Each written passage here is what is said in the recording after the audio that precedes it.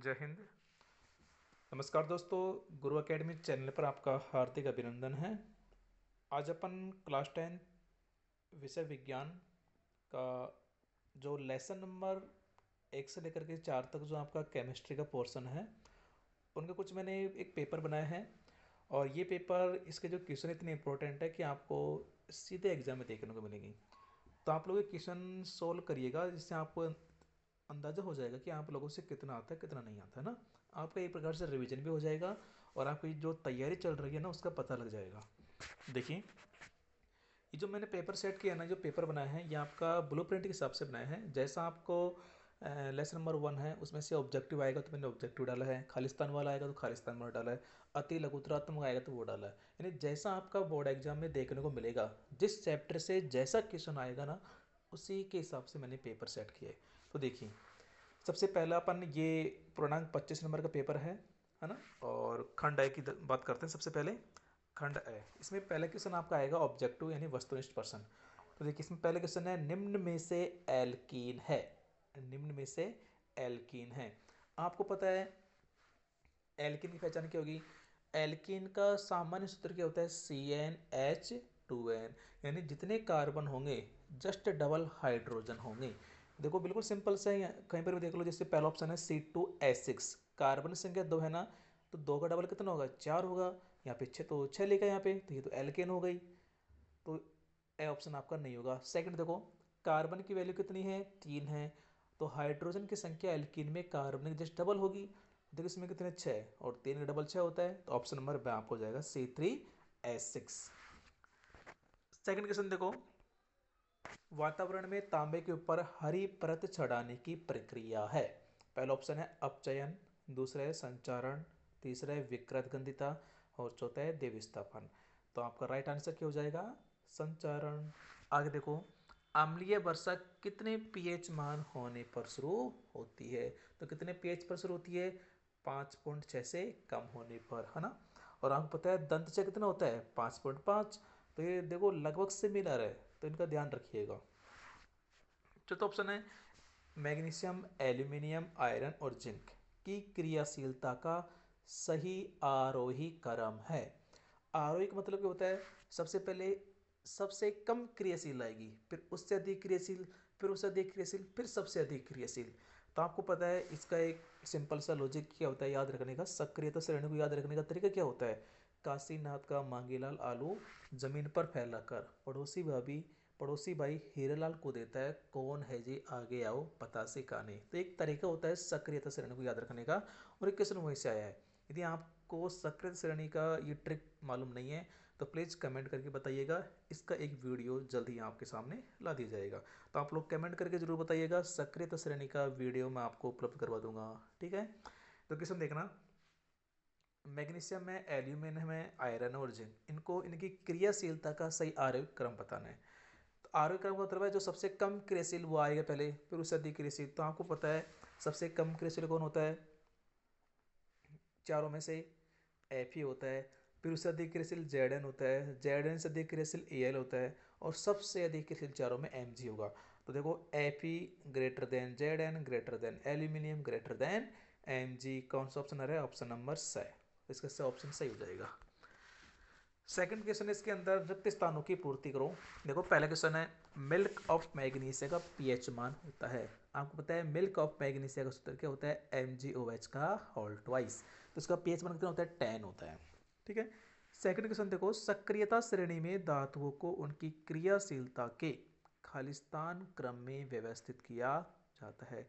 आपको पता है सक्रियता श्रेणी में सबसे ऊपर आता है सर्वाधिक क्रियाशील धातु, और सबसे नीचे आता है सबसे कम क्रियाशील। यानी सबसे अधिक क्रियाशील ऊपर है, तो कौन सा क्रम हो गया? ये अवरोही क्रम हो गया। तो सक्रियता श्रेणी में धातुओं को उनके अवरोही क्रम में व्यवस्थित किया जाता है। क्वेश्चन नंबर 3 देखो, अति लघुतरात्मक प्रश्न। इसमें पहले क्वेश्चन है CNG का पूरा नाम।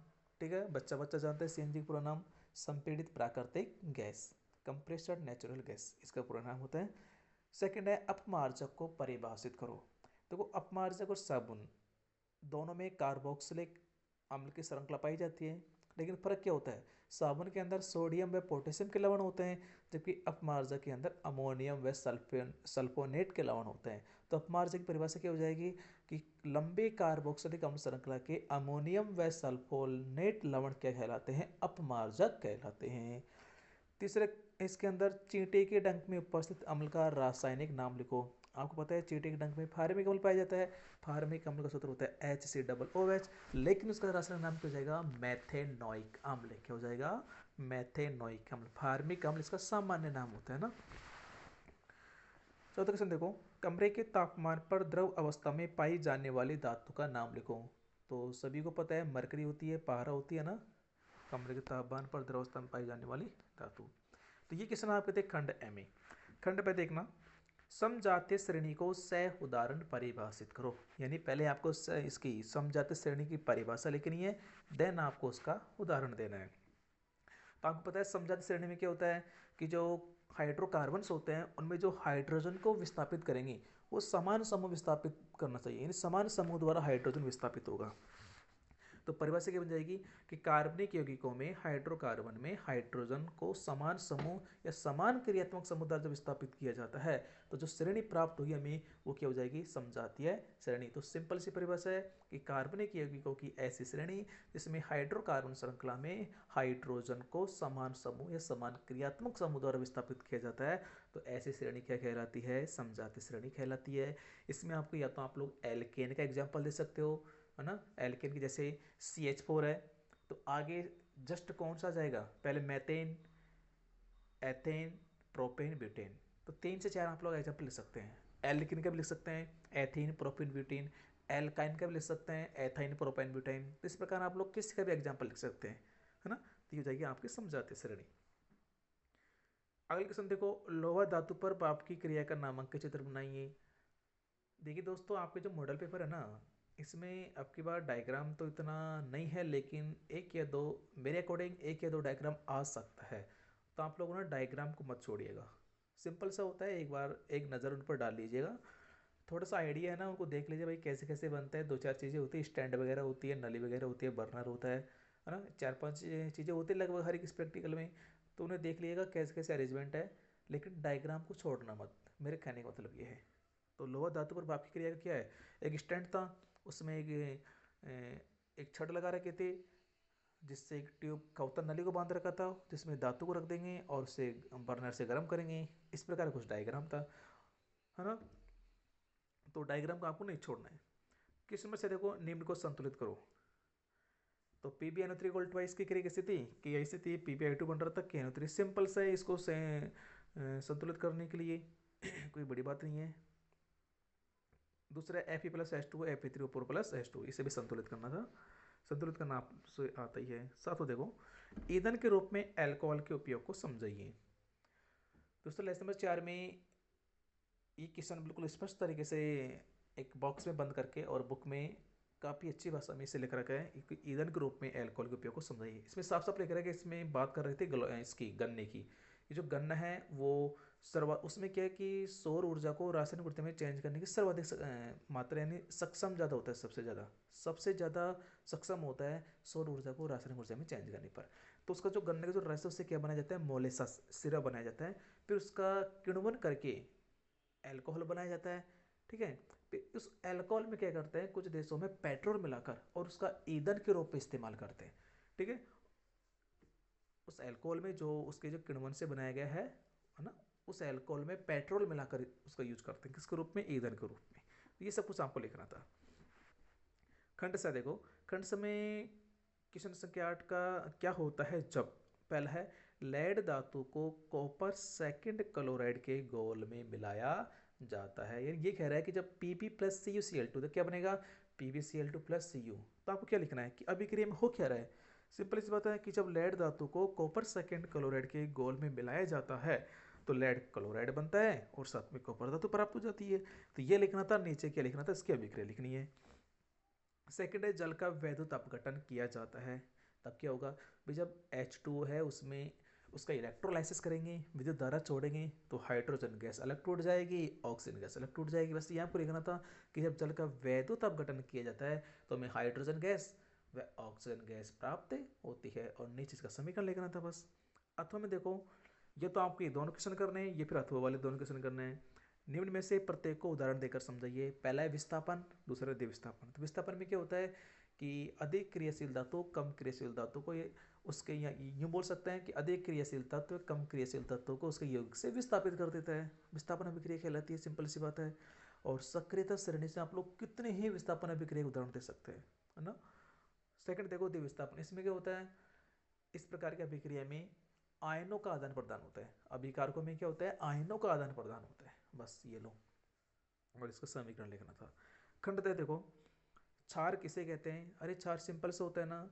क्षार की सिंपल सी परिभाषा क्या होती है कि वे पदार्थ जो जलीय विलयन में OH माइनस आयन देते हैं क्षार कहलाते हैं। इसके अलावा क्षार लाल लिटमस को नीले में चेंज करते हैं, है ना। और क्षारक स्वाद में कैसे होते हैं, कड़वे होते हैं। ये क्षार की परिभाषा है।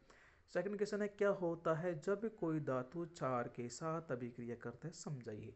आपको पता है जब क्षार की अभिक्रिया किससे होगी, धातु से होगी ना। धातु और क्षार की अभिक्रिया होगी तो धातु ऑक्साइड बनता है और साथ में हाइड्रोजन गैस निकलती है। ये लिखना था और ये समीकरण लिखना था आपको। या तो ये दोनों क्वेश्चन करने थे, या फिर अथवा में दे रखा था कि तनुकरण को परिभाषित करो। तनु का मतलब होता है पतला, और करण का मतलब होता है किसी भी, जैसे करना, तनु मतलब पतला करना, ठीक है। करण का मतलब इस प्रकार है, कोई भी काम करने से संबंधित होता है। तो तनुकरण पतला करना किसको बात कर रहा है, अम्ल व क्षार की बात कर रहा है। और आपको पता है अम्ल व क्षार को जब भी पतले किया जाता है तो अम्ल व क्षार में जल नहीं मिलाया जाता है, बल्कि जल में अम्ल या क्षार मिलाया जाता है। तो सिंपल सी परिभाषा क्या बनेगी कि जल में अम्ल या क्षार मिलाने पर आयन की सांद्रता वो H+ भी हो सकती है, OH- भी हो सकती है। आयन की सांद्रता में प्रति इकाई आयतन में कमी हो जाती है, कमी आ जाती है। इसे क्या बोलते हैं, तनुकरण कहते हैं। और तनुकरण के द्वारा अम्ल व क्षार को पतला यानी तनु किया जाता है। तो ये परिभाषा लिखनी है। और सेकंड क्वेश्चन है, POP का रासायनिक सूत्र लिखते हुए इसके कोई 3 उपयोगिता बताइए। तो सिंपल सी बात है, देखो POP का सूत्र क्या होता है, CaSO4.1/2H2O, कैल्शियम सल्फेट हेमीहाइड्रेट या कैल्शियम सल्फेट अर्धहाइड्रेट। ये तो होता है इसका रासायनिक सूत्र। और इसके 3 उपयोग क्या होते हैं। पहला उपयोग क्या होता है, जैसे मूर्तियाँ बनाने में, है ना, खिलौना व सजावट के सामान बनाने में, सतह को चिकना बनाने में। इसके अलावा जो डॉक्टर हैं वो टूटी हुई हड्डियों को जोड़ने में जो प्लास्टर करते हैं ना, उसके रूप में इसका इस्तेमाल करते हैं। अरे करते हैं ना POP का। और इसका पूरा नाम क्या होता है, प्लास्टर ऑफ पेरिस। तो ये इसके हो गए उपयोग। तो एक बार ये क्वेश्चन आप लोग जरूर सोल्व करके देखिएगा कि आपसे कितना हो पाता है कितना नहीं, है ना। इससे क्या आपको आइडिया लग जाएगा कि वास्तव में हमारी तैयारी कितनी है, हमें और कितनी तैयारी करनी है।